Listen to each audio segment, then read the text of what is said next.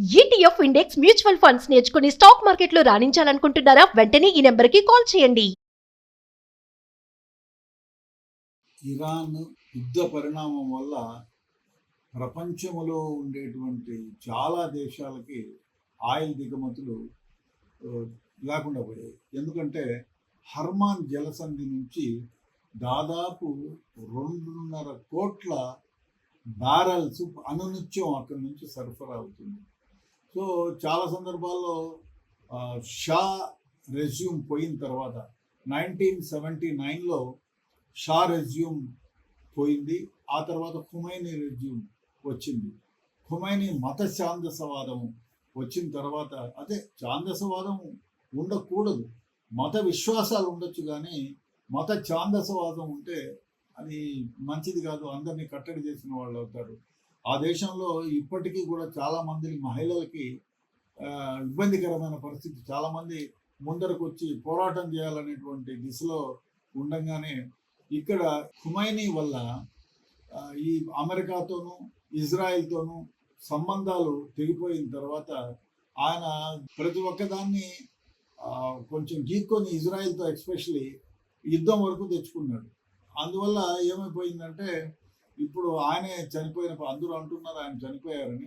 బహుశా దేశపు రక్షణ మంత్రి, ఆ తర్వాత మిలిటరీ హెడ్ అందరూ కూడా చనిపోయారని చెప్తున్నారు. అయితే ఆ దేశంలో చూశాను, నేను కూడా 1997, 96లో 96లో నేను విజిటెడ్ ఇరాన్ ట్వైస్. నిజం చెప్తే చాలా ఫ్రెండ్లీ కంట్రీ, చాలా గుడ్ కంట్రీ. మన దేశంతో అయితే చాలా సంబంధాలు ఉన్న దేశం మన దేశం. ఇరానీ ఛాయ్ హైదరాబాద్కి తీసుకుంటే హైదరాబాద్లో చాలా ఫ్యామిలీస్ సెటిల్ అయినారు. ఇక్కడ ఉండే వాళ్ళని, ఇక్కడ ఉండే షియాలని చాలామంది పెళ్లి చేసుకున్నారు. ఇరాన్లో కూడా చాలామంది మన దేశం నుంచి పోయిన ఇంజనీర్లు కానివ్వండి, డాక్టర్లు కానీ ఇక్కడ స్థిరపడ్డారు. మన దేశవాసులు కూడా చాలామంది ఉన్నారు. ఎస్పెషలీ షా రెజ్యూమ్ పోయిన తర్వాత, ఖుమైనీ వచ్చిన తర్వాత మత ఆంక్షలు విపరీతంగా పెరిగిపోయాయి. అందువల్ల ఏమైపోయిందంటే ఆ దేశంలో ఉండే మహిళలకు స్వేచ్ఛ స్వాతంత్రాలు లేని దానివల్ల వాళ్ళు ముందుకు వచ్చి పోరాటం చేయాలని చూసుకున్నారు. ఇప్పుడు ఈ యుద్ధం వల్ల కొన్ని ఆంక్షలు పెట్టారు ఇరాన్ పైన.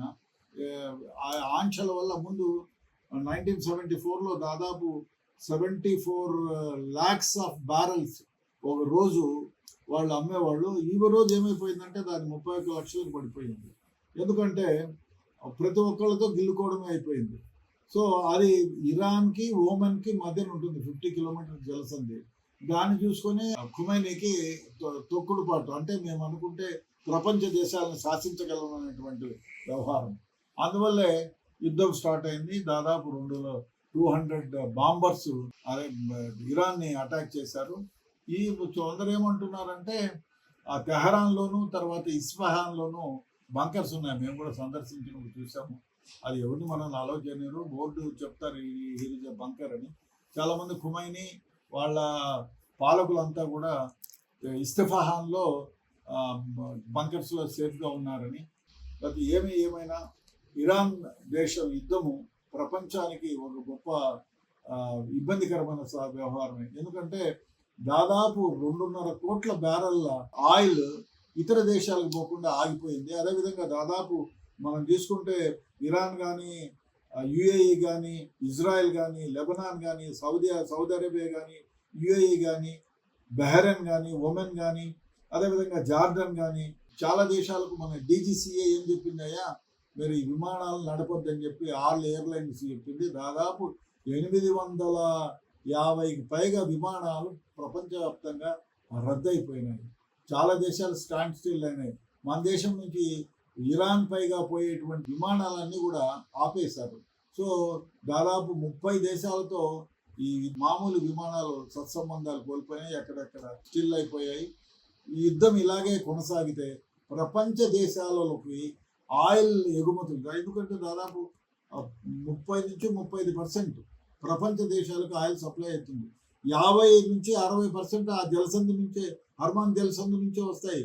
ఇదే ఆంక్షలు యుద్ధము ఇలాగే కొనసాగితే ఇప్పుడు $70 ఎంతో ఉంది ఆయిల్ బ్యారెల్, $70. అది 100-150 ఎగుపురాకే ప్రభావం ఉంది. ఇది శ్రీలంకలో నిన్నైతే ఈ యుద్ధం జరిగినప్పటి నుంచి కిలోమీటర్ల మేర ప్రజలు ఆయిల్ కోసం క్యాన్లు పట్టుకొని నిలబడింది చూస్తున్నాం మనము. అదేవిధంగా భారతదేశంలో కూడా అమ్మో మనకు ఆయిల్ తగ్గిపోతుంది అని. అయితే అన్ని దేశాలు కూడా రిజర్వ్లు పెట్టుకుంటాయి. మన దేశం దాదాపు 35% వాళ్ళ దగ్గర ఆయిల్ కొన్నా మన దగ్గర రిజర్వ్స్ దాదాపు 45 నుంచి 2 వారాలు అంటే 2 నెలల వరకు ఉండేటువంటి ఇది ఉంది. అదే కాకుండా ఇతర దేశాల నుంచి కూడా మనం ఆయిల్ కొంటాం కాబట్టి ఆయిల్ రేట్లు పెరిగితే పెరగవచ్చునేమో కానీ ఆయిల్ సంక్షోభం అంటూ పెద్ద సంక్షోభం అంటూ రాకపోవచ్చు. ఈ లోపల యుద్ధం ఇవాళ రేపు ఒకవేళ ఖుమైనీ చనిపోయి ఉంటే షా కొడుకు రావడము, లేదు ఇండిపెండెంట్ ఇరాన్గా మళ్ళీ అందరూ ముందుకొచ్చి ఎన్నికలు నిర్వహించడం జరిగితే డెఫినెట్గా అంత దూరం యుద్ధం జరగకపోవచ్చు. ఒక రాత్రికే ఇంత గందరగోళం అయిపోయింది కాబట్టి డెఫినెట్గా యుద్ధం 4-5 రోజుల కంటే ఎక్కువ, 4-5 రోజులు కూడా ఐ డోంట్ థింక్ 2 డేస్లో ఇది సమసిపోతుందనే భావన నాకుంది. ఏది ఏమైనా ఈ విధంగా యుద్ధం జరగటం వల్ల ప్రపంచ దేశాలు చాలా దేశాల్లో ఆయిల్ రేట్లు పెరిగాయి. ఒకసారి ఆయిల్ రేట్లు పెరిగితే అన్ని కమాడిటీస్ రేట్లు పెరుగుతాయి. ఈ దేశం నుంచి కానీ ఈ రాష్ట్రం నుంచి కానీ ఈ టౌన్ నుంచి వేరే టౌన్కి ఏమి వెళ్ళాలన్నా ఆయిల్ ద్వారానే పోవాలి. అది మనం దానివల్ల ఏమైపోతుందంటే కమాడిటీస్ రేట్లు పెరుగుతాయి, ఆయిల్ రేట్లు పెరిగితే కమాడిటీస్ రేట్లు పెరుగుతాయి. అదేవిధంగా ఒక దేశం నుంచి ఇంకొక దేశానికి వెళ్ళేటువంటి అన్ని సౌకర్యాలపైన ఇబ్బందికరమైన వ్యవహారంగా మారిపోతుంది.